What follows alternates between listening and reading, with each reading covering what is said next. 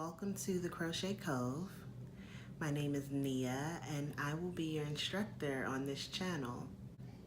I was inspired to create this channel by a group of women in a craft group on Facebook who expressed interest in learning to crochet and knit. A few of the things that I want to go over in this first video are going to be some of the basic tools that you will need to crochet. We'll talk about how to get started, and so we'll talk about creating a slip knot. We'll talk about chaining, which is the base of any crochet pattern. You're gonna have to learn to chain anywhere from, say, 3 to 200 stitches if you're making things like blankets or garments.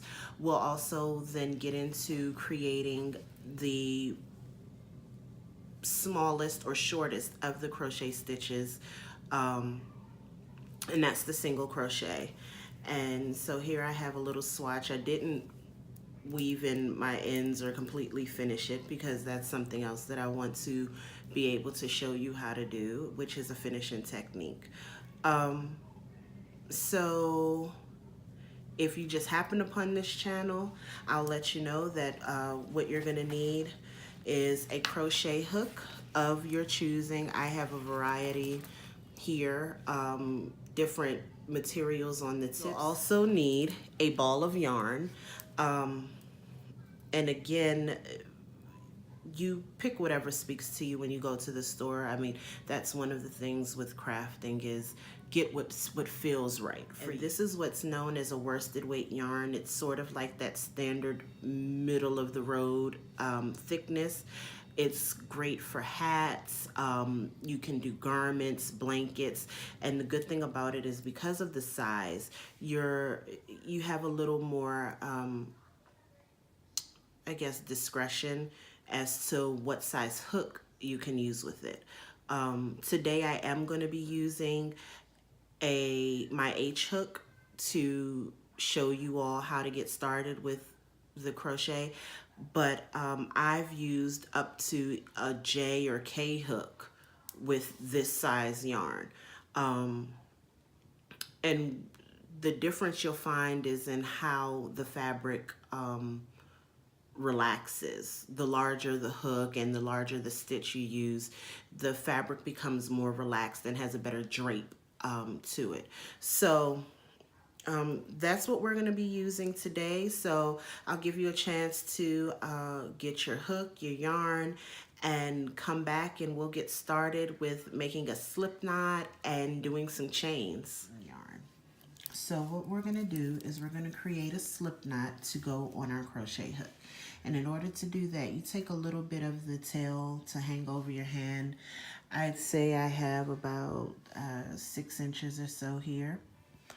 And you see I have it draped over my index finger. So we're going to make a loop with the yarn, okay? And I did that by just twisting the yarn here. And then we're going to, let me twist it the other way. And then what we're gonna do is see how it's crossed over behind the tail. We're gonna stick our finger through that loop, grab the working yarn, and pull to create a loop. And there's our slip knot, okay? So if you put your hook into that loop, what you'll see is if you pull on the working yarn, the loop gets smaller. If you pull the tail, the loop opens up a bit. So we're gonna pull this snug, just leaving a little space there between the hook and the knot. And that's gonna help us control our tension as we work. Okay? So holding your hook and holding your yarn, again, you wanna do what feels most comfortable. And if you're really a newbie to yarn arts in general, all of it's gonna feel pretty crazy at this point. But for my knitters who are learning to crochet, if you're a continental knitter or even familiar with continental knitting, Holding the yarn for crochet is very similar to holding the yarn with continental knitting. And here there are also different ways to hold your hook. I hold my hook in what's referred to as a pencil hold. And as you see, I'm a right-handed crocheter, I'm a right-handed writer. So I hold my hook in the same way that I would hold a pen or a pencil. There's also what's called a knife hold, which is you holding your hook in this position. Okay, but do what feels comfortable. You may even find that as time goes on, one way you start and you don't end up that way. I used to be a knife holder and I've switched to the pencil hold. It's more comfortable for my wrists. So again, we're going to put our hook in our slip knot. I drape my working yarn between my pinky and my ring finger. I bring it in front of my ring finger and middle finger and back around my index finger. Okay, so like that. And then when I come around my index finger, I grab my slip knot between my thumb and middle fingers. And again, that's helping me to control my yarn, right? And my tension as I work, because you want this yarn right here, your working yarn, to be kind of taut. See how it kind of bounces, pops, pop. So you want it to kind of be like that. If it's slack, you're gonna have a really hard time getting nice uniform stitches, okay? So there's your slip knot. Let's do that again. Okay. We're going to cross it over, pull through. There we go.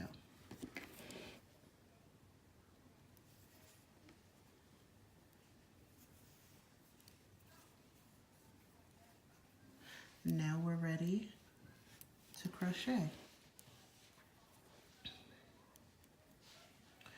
So in order to get started, we're going to do a move that is known as a yarn over. And even though it's called a yarn over, you're actually putting your hook under the yarn in order to catch the yarn, okay? So we're going to take our hook, we're going to go under that working yarn, okay? And that's a yarn over. And we're going to pull that yarn through the loop that was on our hook, okay? We're going to go under the working yarn, grab it, and pull it through, okay? Gonna wrap it, grab it, pull it through. Wrap, grab, pull it through. Wrap, grab, pull it through. Wrap, grab, pull it through. Okay, let me see, some of mine are a little, I'm a tighter crocheter, knitter. I like my things very kind of close together. But I know starting out it's hard to get everything to look the same. So we're just working these chains now, getting comfortable with the motion. Wrap it, pull it through. Wrap it, grab it, pull it through. Wrap it, grab it, pull it through. Okay, and we're going to make 16 of these so that we can make this swatch similar to what I showed you in the beginning, and I'll show you here.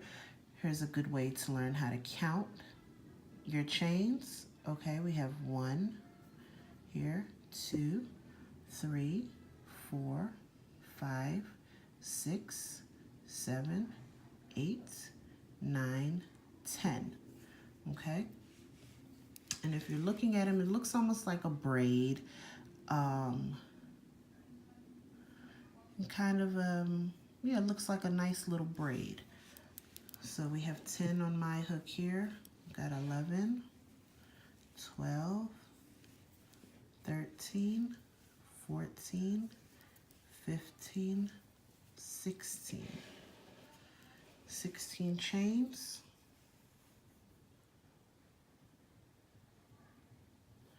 Here. Now we're going to get started with a single crochet. What we have to do is now work into the chain.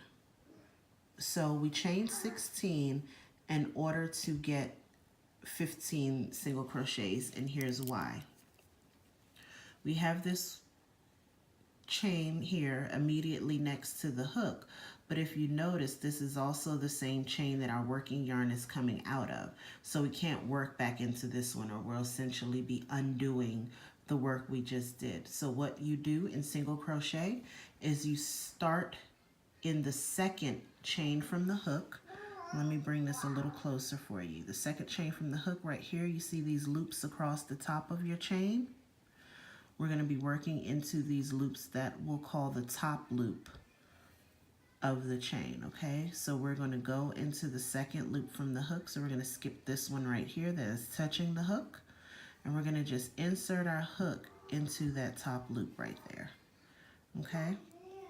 And now you have 2 loops on the chain, okay? On your hook, I'm sorry. We're going to grab our yarn. We're going to do a yarn over, or as we say, wrapping the yarn on your hook here. And we're going to pull through just that first loop, okay? Then we're going to yarn over again, and we're going to pull through both of the loops on the hook. And there's your first single crochet, okay? Again, going into the top loop of the chain. You now have 2 loops on your hook. You're going to yarn over and pull up 1 more loop, okay? You're going to yarn over again. You're going to pull your yarn through both of the loops on the hook. Excuse the background noise, my baby's here with me. Into the top loop of the chain, yarn over or grab your yarn. 2 loops, here he comes. Yarn over, pull through 2 loops. If you see sometimes you're holding your yarn and your chain can get twisted, you want to be very, very careful not to twist your chain, because then you'll have to go all the way back to the beginning again. Okay, so make sure you occasionally check that your chain is still straight. We're going to go in here on this top loop. We're going to yarn over and pull up a loop, yarn over, pull through 2 loops. Insert your hook into that loop, yarn over and pull through a loop, yarn over, and come through 2 loops, okay? So let's see if we can't work across this row, and I will come back and show you how to get to the next row.